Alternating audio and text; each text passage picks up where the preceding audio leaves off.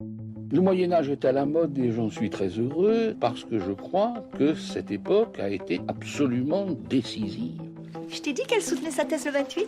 Une thèse sur quoi? Les chevaliers paysans l'ont mis au lac de Paladru.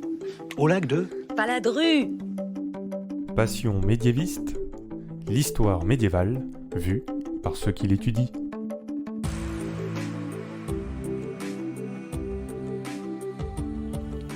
Est-ce que l'on sait tout du Moyen-Âge ? Est-ce qu'il reste encore des choses à découvrir ? Et d'abord, qu'est-ce que le Moyen-Âge ? En fait, il y a autant de réponses que de médiévistes. Dans ce podcast, nous nous intéressons à comment l'histoire médiévale est étudiée aujourd'hui par de jeunes chercheurs, quels sont les sujets qui les intéressent pour vous donner envie d'en savoir plus, et pourquoi pas donner de l'inspiration aux futurs chercheurs. Épisode 16, Marie-Lise et les bâtards de princes, c'est parti. Excuse-moi, mais il y a des gens que ça intéresse? Dans ce podcast, j'ai reçu des personnes encore en train d'étudier, que ce soit en master ou en thèse. Et aujourd'hui, je fais une entorse en vous présentant une personne qui a déjà validé sa thèse. En même temps, je fais ce que je veux, c'est mon podcast. Bonjour Marie-Lise Fière. Bonjour. En septembre 2017, tu as présenté et soutenu en public ta thèse à l'Université Paris Diderot. J'ai eu la chance de pouvoir y assister. Donc c'était une thèse sur les bâtards de princes, et plus précisément, le sujet était identité, parenté et pouvoir des enfants naturels chez les Bourbons du XIVe siècle au milieu du XVIe siècle. Marie-Lise, qu'est-ce que ça fait d'avoir fini sa thèse ? Ça fait un grand vide. Ah bon, un vide ? Oui, ça fait un grand vide et aussi un grand soulagement d'avoir réussi à porter le projet pendant longtemps et d'avoir réussi à le mener à terme. Ça a duré combien de temps ? Alors la thèse a duré 6 ans, auxquels on peut ajouter 2 années de master sur le même sujet. Ah oui, donc en tout... 8 ans à passer sur un sujet, un seul et même sujet. Et est-ce qu'on peut dire que ça s'est bien passé ? Oui, ça s'est très bien passé. Donc pour les bâtards, on a souvent l'image d'un enfant né hors mariage, qu'un noble aurait eu avec une servante ou avec une femme de petite noblesse, et un enfant qu'on cache en fait, qui ne doit pas être montré et qui pourrait salir le lignage.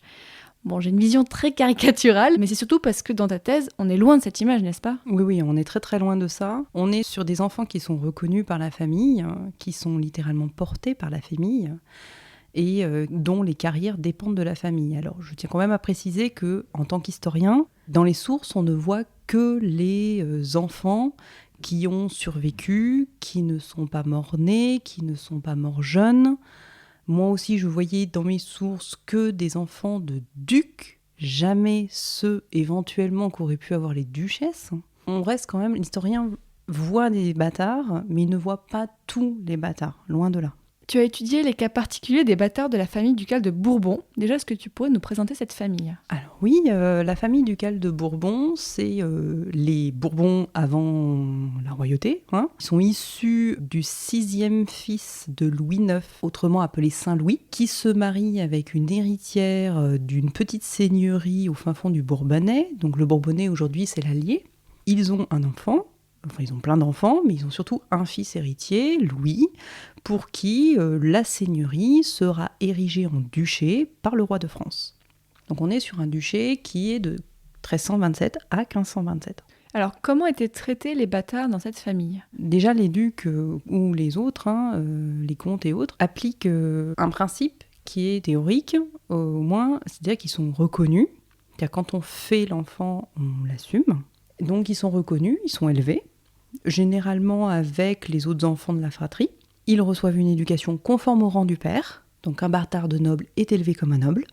Une fille bâtarde de noble est élevée comme une fille de la noblesse. Alors il y a des petites différences de rang, mais en gros c'est l'idée. Une fois qu'ils ont reçu cette éducation, donc dans la noblesse, ils intègrent des charges, donc militaires, administratives, ou pour les filles elles se marient. Ils sont littéralement intégrés à la dynamique familiale.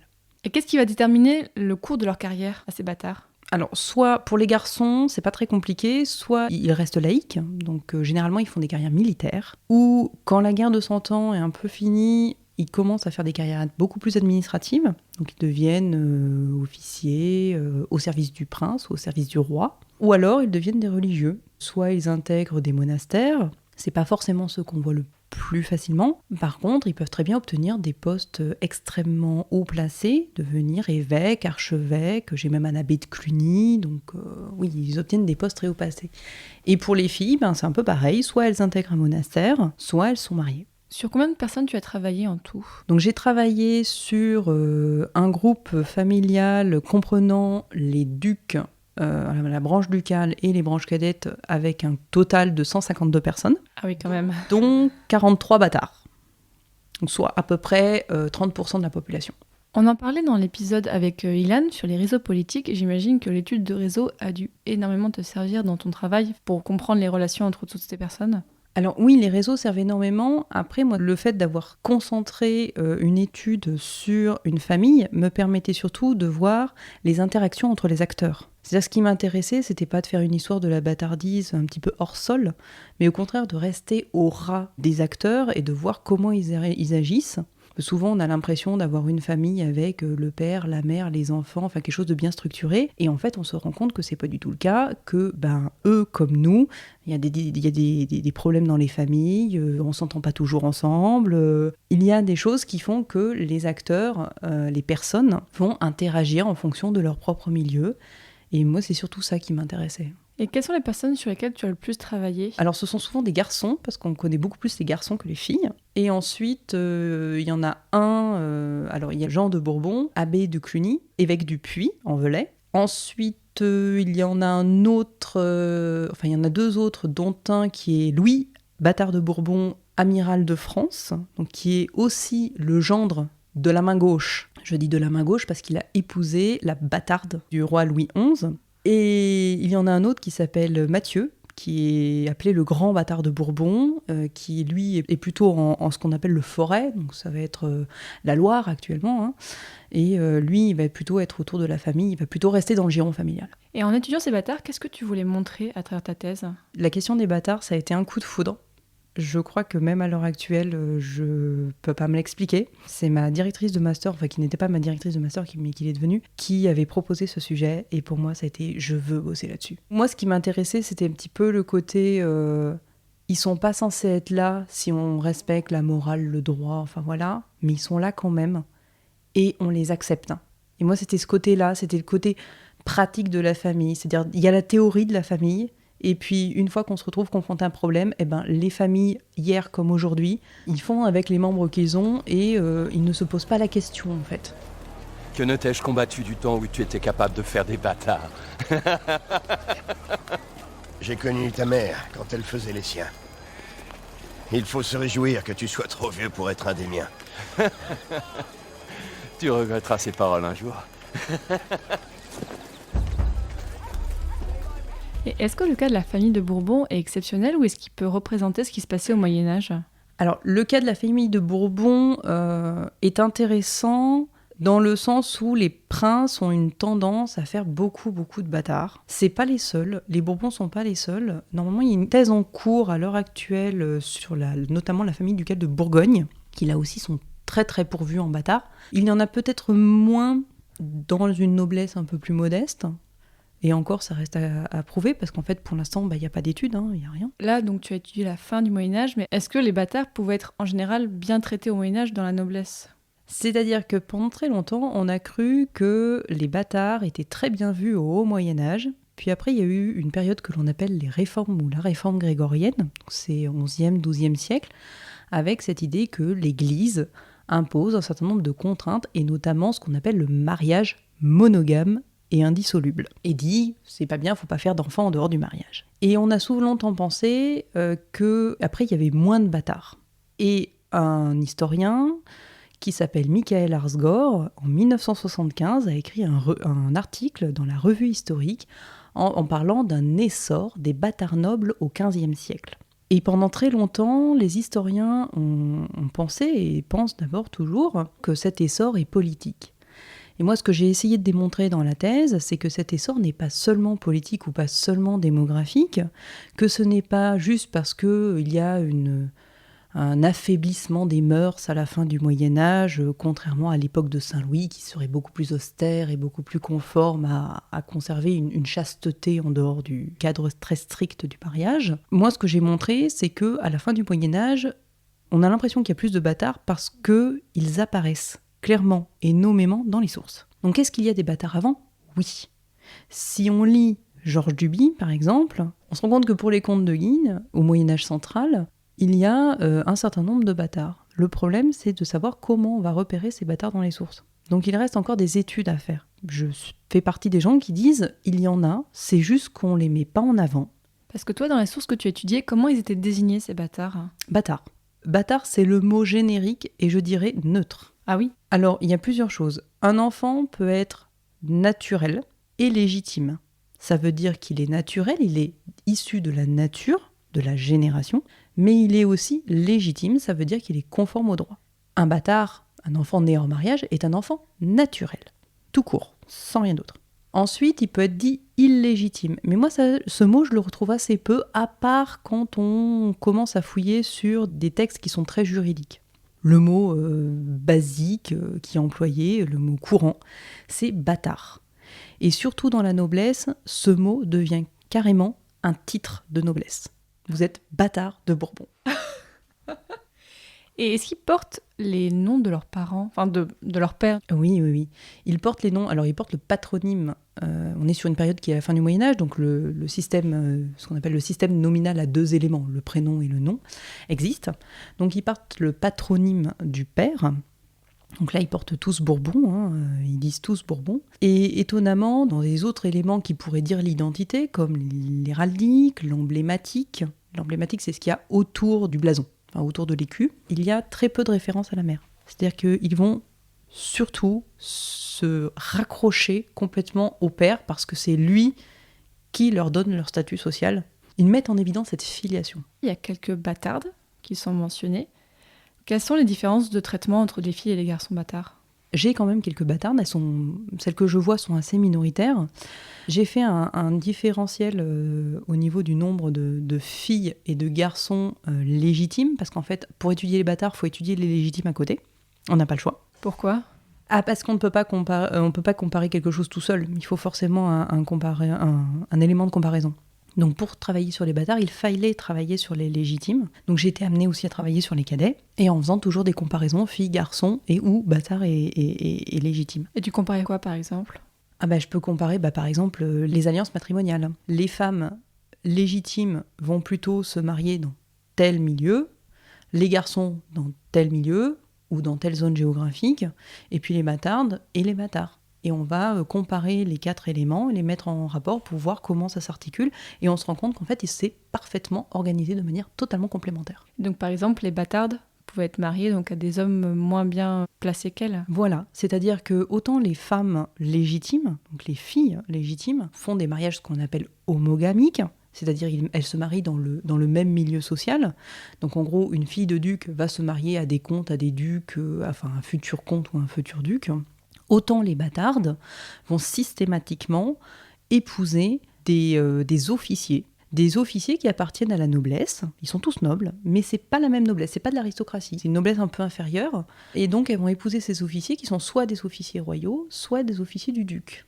Et donc ça permet aussi pour le duc de mettre des pions, de nouer des liens de famille avec ses propres officiers, alors que s'ils ne peuvent pas lui donner ses filles légitimes, c'est pas possible. Elles ont un niveau social beaucoup trop élevé. Même si mon image que j'ai donnée au début était très caricaturale, il y a quand même cette notion de personne inférieure pour le bâtard. Oui, très clairement.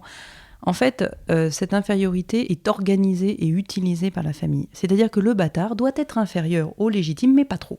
Donc oui, ils sont systématiquement inférieurs, ils vont pas accéder, ils vont pas être ce qu'on appelle des princes, parce que j'étudie une famille princière. Donc ils ont le statut de prince, et notamment de prince du sang. C'est-à-dire qu'ils sont apparentés à la branche royale. Les bâtards, eux, n'ont jamais ce statut de prince du sang, contrairement à certains légitimes. Donc ils sont toujours d'un statut inférieur, mais ce statut ne doit pas être trop inférieur, parce qu'il ne faut pas que ça porte préjudice à la famille.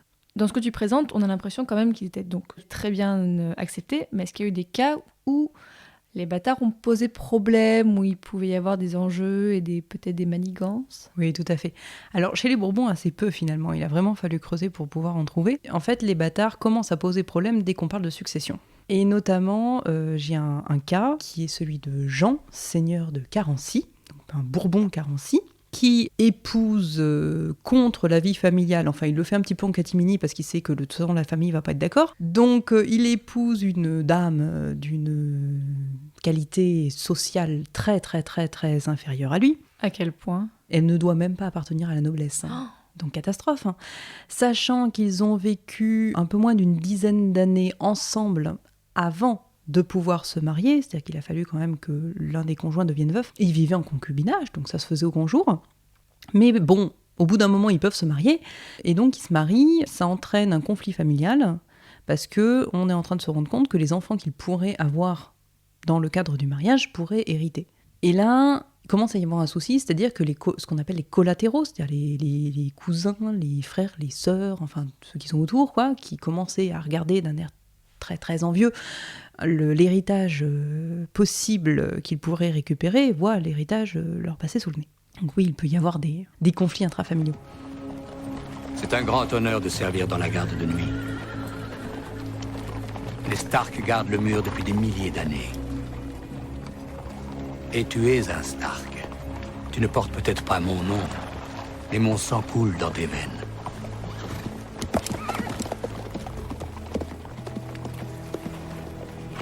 Ma mère est-elle encore vivante? C'est elle, quelle est ma vie, où je suis, où je vais? S'en enquiert-elle? À notre prochaine rencontre, nous parlerons de ta mère. Oui, je te le promets. Parmi tous ces bâtards, est-ce que tu peux nous parler de un en particulier qui t'a marqué?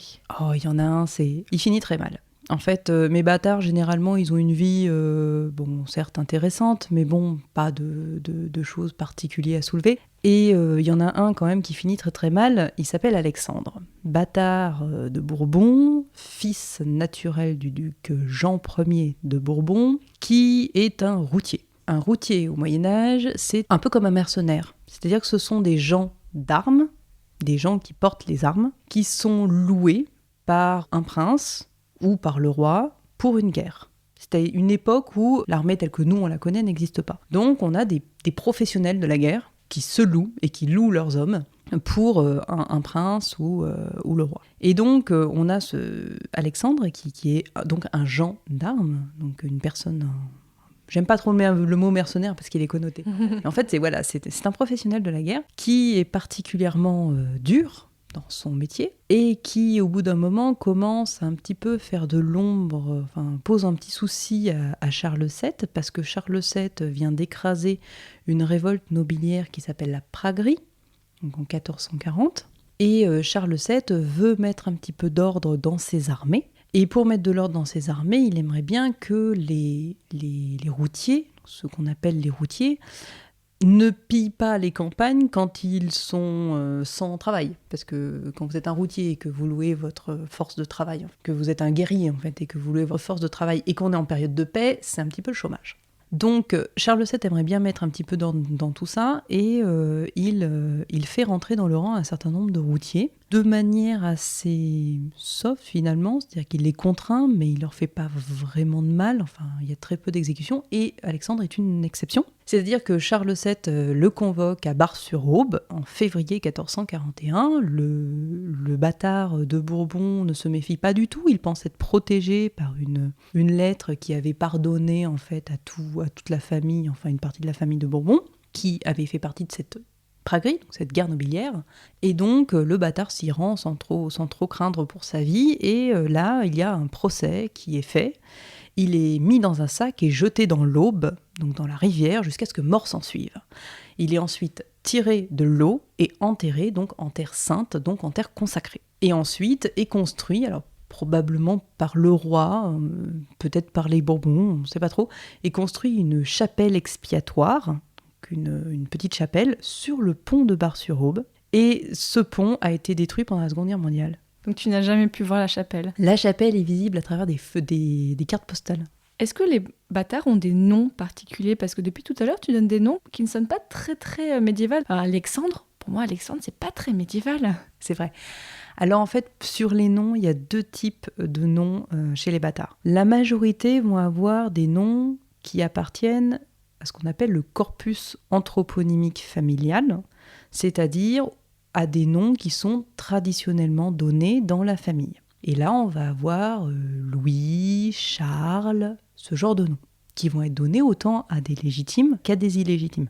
À côté de ça, on va avoir une particularité chez les bâtards, et qui ne touche pas que les bâtards de Bourbon, qui touche d'autres bâtards. C'est-à-dire que certains vont être dotés de noms qui sont issus soit de l'Antiquité, donc d'où Alexandre, Hector, soit de romans, Sidoine, Perceval.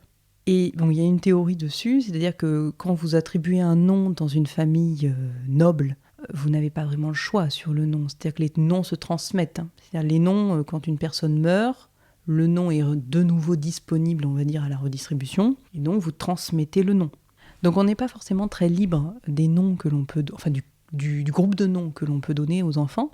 Et souvent, les princes sacrifient à un phénomène de mode sur leurs enfants naturels. Et ça permet aussi peut-être, je dis bien peut-être, pour le prince de dire vous avez vu, j'ai de la culture. J'ai lu les romans à la mode. Tu as fini ta thèse, donc depuis septembre 2017. Ça fait quasiment 1 an, là, au moment où on enregistre. Qu'est-ce que tu fais depuis ? Est-ce que tu continues tes recherches ? Alors oui, je continue bien sûr, je continue à écrire. Mais surtout, je suis titulaire d'un CAPES d'histoire-géographie depuis 2010. Et donc, j'ai réintégré le corps des enseignants secondaires. Et j'ai été mutée donc, en Auvergne, donc sur les terres des Bourbons. Et donc, j'enseigne là-bas en collège et en lycée. Je suis remplaçante, donc ce sont en collège et au lycée. Et j'ai cru comprendre que tu avais croisé notre cher Thomas, qui nous avait parlé des luttes de pouvoir en Auvergne. Oui, Thomas, on a fait une partie de nos études ensemble, donc oui, on discute assez souvent. Et est-ce que un jour le grand public pourra lire ta thèse ? C'est prévu. Après, pour éditer une thèse, ça ne dépend pas que de la bonne volonté du docteur, ça dépend aussi des financements, ça dépend de beaucoup de choses. Donc, mais bon, dans l'idéal, oui, il faudrait vraiment éditer cette thèse. Pendant ta thèse, est-ce que tu as rencontré des problèmes, des difficultés ? Pendant une thèse, on rencontre toujours des difficultés. Ça, c'est un peu normal. Après, ça dépend quoi. C'est-à-dire qu'il y a des difficultés que moi, j'ai pris à bras-le-corps et que j'ai accepté d'endosser dès le départ. Parmi ces difficultés, il y avait l'extrême hétérogénéité de mon corpus. Très souvent, quand on fait une thèse en histoire médiévale, on va prendre un type de source bien particulier et on va travailler sur un thème sur ce type de source. Moi, mes types de sources étaient très variés, donc il a fallu maîtriser beaucoup de choses. Il a fallu apprendre à lire une armoirie, il a fallu apprendre à déchiffrer un sceau, il a fallu apprendre à gérer la différence entre comment je traite un contrat de mariage, comment je traite une quittance ou comment je traite un acte de procédure. Donc ça a été déjà volontaire. En fait, on va dire que je l'ai accepté, au contraire, je l'ai revendiqué. Ensuite, il y a une deuxième chose que j'ai fait volontairement, c'est une approche qui est pluridisciplinaire. C'est-à-dire que je ne suis pas restée historienne, je suis historienne, mais pour soutenir mes recherches, j'ai fait appel à l'anthropologie, à la sociologie, voire des fois même à des notions de psychologie, pour essayer de comprendre comment pouvait fonctionner ce système familial. C'est-à-dire en psychologie ? En psychologie, on peut travailler notamment sur la notion de fantôme généalogique ou sur la notion de dette chez l'enfant. C'est-à-dire que l'enfant, ça c'est très connu des psychologues, l'enfant est chargé d'une dette familiale. Et donc potentiellement, quand on fait des enfants, on transmet aussi une dette familiale. Et moi, ce qui m'intéressait à la base, c'était de comprendre pourquoi dans certaines branches de la famille, dès qu'on commençait à faire des bâtards, on en avait quasiment à toutes les générations. Et pourquoi dans certaines, j'en trouve aucun. Et est-ce que tu peux nous parler de ton directeur de thèse ? Donc, j'ai fait ma thèse sous la direction de Didier Lett, qui est professeur à l'université Paris Diderot et qui est un spécialiste de l'histoire de la famille, des femmes et du genre. Ton sujet va du XIVe au milieu du XVIe siècle. Je sais que certaines personnes qui écoutent ce podcast vont commencer à avoir les poils sur les bras en disant « Quoi ? Le milieu du XVIe siècle ? C'est le Moyen-Âge ?» Alors, est-ce que tu peux nous dire pourquoi, pour toi, au milieu du XVIe siècle, on est presque encore au Moyen-Âge ? Pour moi, c'est encore le Moyen-Âge parce que mes acteurs sociaux ce sont des membres de l'aristocratie et ils agissent comme des féodaux. Donc on est encore dans cette idée du féodal. Par exemple, quand le connétable de Bourbon fuit en terre d'Empire, donc il va rejoindre Charles Quint, pour le roi de France, pour les modernistes aussi, c'est une trahison. C'est-à-dire qu'il a quitté le royaume. Le connétable, lui, c'est pas son système de pensée, il ne réagit pas comme ça. Il agit comme un féodal. Son seigneur, le roi de France, a été déloyal envers lui. Donc, il est allé voir son suzerain, qui est l'empereur. Il agit en seigneur féodal. Et je pense, alors On peut ne pas être d'accord avec moi, hein, je défends ma période, mais je pense que la fin des principautés marque peut-être, au moins dans le domaine politique, une fin de Moyen-Âge. Pour finir cet épisode, comme d'habitude, j'aime bien demander quels seraient tes conseils aux médiévistes qui sont en train de faire leur thèse. Toi, tu l'as fini. On peut parler notamment aux personnes qui sont en train de la faire. Là. Qu'est-ce que tu leur dirais ? Gardez le moral. Non, c'est important. Pendant une thèse, il y a toujours des moments où on se dit on va pas y arriver. C'est trop lourd, c'est trop long, j'y arrive pas, je comprends plus, j'arrive pas à rédiger. Enfin, j'arrive pas à rédiger comme le voudrait mon directeur ou ma directrice de thèse. Il faut garder l'idée que il y en a plein d'autres qui l'ont fait et avant nous et qu'on peut y arriver quoi qu'il se passe. Je peux vous demander une chose ? Allez-y. C'est vrai que si vous aviez un fils avec une de vos maîtresses, il serait considéré comme un bâtard ? Oui. Mais c'est quoi au juste un bâtard ? Du point de vue du trône, il serait pas légitime. Politiquement, il serait pas considéré comme mon fils. Et donc, il pourrait pas vous remplacer comme roi ? Ah non, certainement pas, non. Mais vous êtes pas un bâtard ? Si. Vous êtes fils de roi, mais illégitime. Ouais, mais j'ai retiré l'épée, moi. Retirer l'épée, ça veut dire que c'est les dieux qui vous choisissent, pas d'histoire de bâtard ou de quoi que ce soit. Je suis roi, tout le monde la boucle. Maintenant, grâce à ce podcast, vous savez qui était la famille des Bourbons à la fin des Moyen-Âge, et vous savez ce que c'était d'être un bâtard noble à cette époque. Donc merci beaucoup Marie-Lise. Merci à toi. Si vous avez aimé cet épisode, sachez qu'il en existe 15 autres qui vous feront découvrir le Moyen-Âge sous un autre angle, avec des sujets aussi divers que les Mamelouks, les lions ou encore les réseaux politiques carolingiens. Et n'hésitez pas à en parler autour de vous, partagez votre amour du Moyen-Âge à votre entourage. La prochaine fois, nous parlerons de l'écrit médiéval. Salut!